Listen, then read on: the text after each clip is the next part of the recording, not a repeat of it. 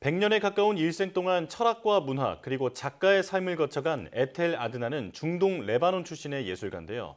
일찍부터 고국을 떠나 세계 곳곳에서 활동하면서 주로 자연을 소재로 그렸는데 겹겹이 쌓인 생면의 조화가 매력적으로 드러나기도 합니다. 오늘 사이언스 인 아트에서는 에텔 아드난의 작품 세계에 대해서 다뤄보겠습니다. 박소경 아트 디렉터와 함께합니다. 어서 오세요. 안녕하세요. 네, 안녕하십니까. 자, 오늘은 철학과 미술, 문학을 넘나든 예술가 에텔 아드난을 소개해 주신다고요? 네, 이 에텔 아드나는 레바논 출신의 예술가인데요. 레바논에서 가장 유명한 사람이라는 별명이 있을 정도로 한 국가를 대표하는 인지도를 갖고 있는 세계적인 작가이기도 합니다. 네. 네, 그도 그럴 것이 1960년대 초부터 지난 2021년 타계하기 직전까지도 활발하게 작업을 이어올 정도로 열정이 넘치는 세계적인 작가인데요. 이 그림뿐만 아니라 글도 잘 써서 시나 소설, 또 희곡 등 문학계에서도 유명한 현대 아랍계 미국 문화를 대표하는 예술가이기도 했습니다. 에텔 아드나는 한 곳에 머물며 작업하기보다는 세계 곳곳을 돌아다니면서 공부하고 또 활동했는데요. 1950년에 파리로 건너가서 소르본 대학에서 철학을 공부하고 1955년 미국으로 이주해서 UC 버클리와 하버드 등에서 공부했고요. 이 캘리포니아 도미니칸 대학에서 미학과 철학을 가르치기도 했습니다. 네, 이렇게 문학과 철학 분야에서 활동하면서 후학을 양성하기도 했는데요. 이 60년대 이후에 본격적으로 그림을 그리면서 문학을 하던 이야기를 회화를 통해서 시각적으로 표현을 하기 시작했고요.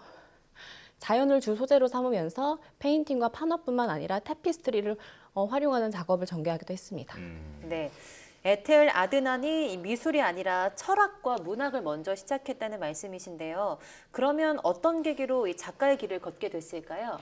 네, 에텔 아드나는 평생 전 세계 곳곳을 오가면서 이 시인이나 언론인 또 철학자, 화가 등 다양한 직업으로 살았는데요. 네. 이 1954년부터 62년 사이 발발했던 프랑스와 알제리 사이에 있었던 전쟁 이후로 이 프랑스어로 글을 쓰는 일을 그만두게 됩니다. 이에 대해서 아드나는 나는 더 이상 프랑스어로 글을 쓸 필요가 없다. 그림을 그릴 예정이다라고 이야기하면서 이 프랑스로부터 등을 돌리는데요. 이 강대국의 언어로는 작업하지 않겠다는 확고한 의지를 표명한 겁니다. 예. 네, 그렇게 1960년대부터 21년까지 회화와 드로잉, 테피스트리, 도자 등 약 60년에 걸쳐서 수많은 매체를 활용해서 활발하게 작업하고요.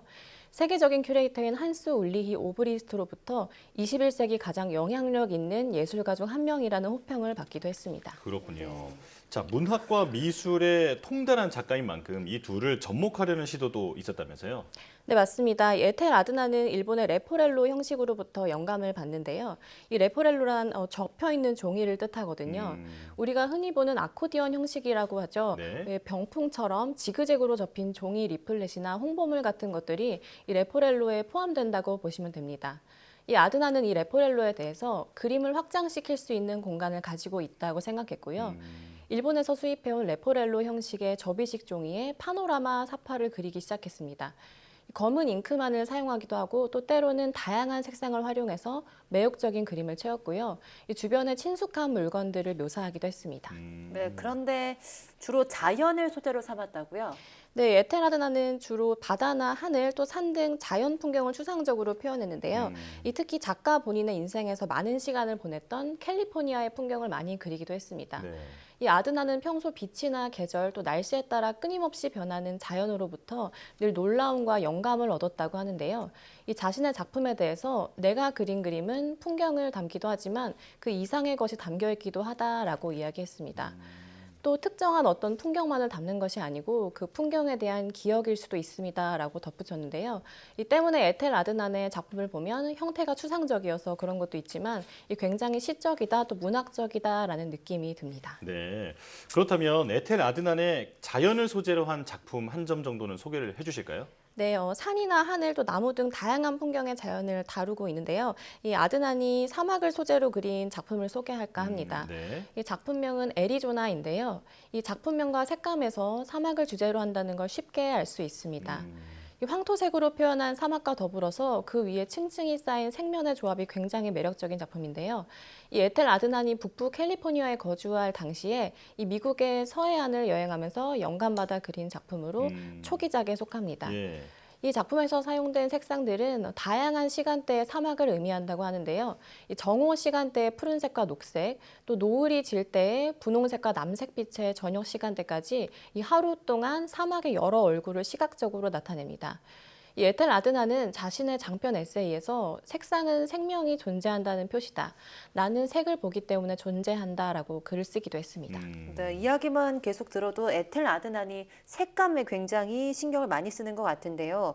생전에 빈센트 반 고흐를 존경했다고요? 네, 맞습니다. 이 에텔 아드난의 작품들을 보시면 고흐와 좀 공통점이 많은데요. 바로 밝고 강렬한 색감과 또 나무, 태양, 풍경 등의 자연을 주로 그린다는 점입니다.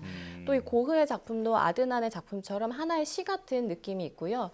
이 고흐가 평생을 자신의 동생인 테오에게 손편지를 통해서 글을 썼는데 이 아드난 또한 글로서 자신을 표현했다는 점이 비슷하기도 합니다. 네.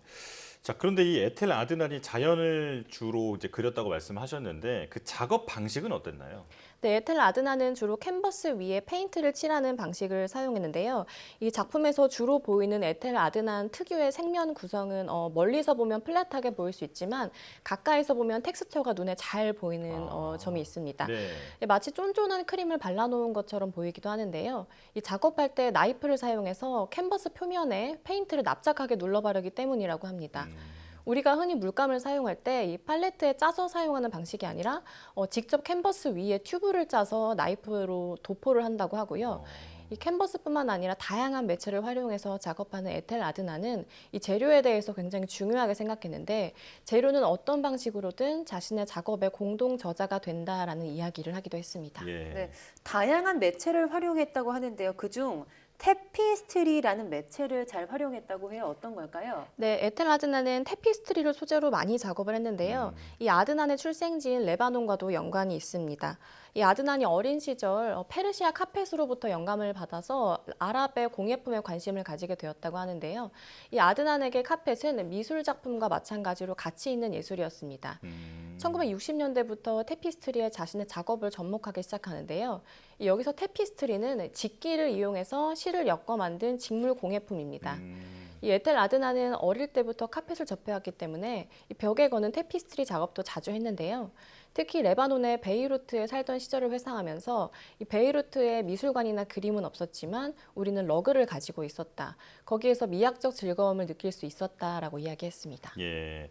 그림뿐 아니라 문학, 철학까지 아주 다채로운 통로로 세상과 소통했던 작가라는 생각이 듭니다. 자, 박수경 아트 디렉터와 함께했습니다. 고맙습니다.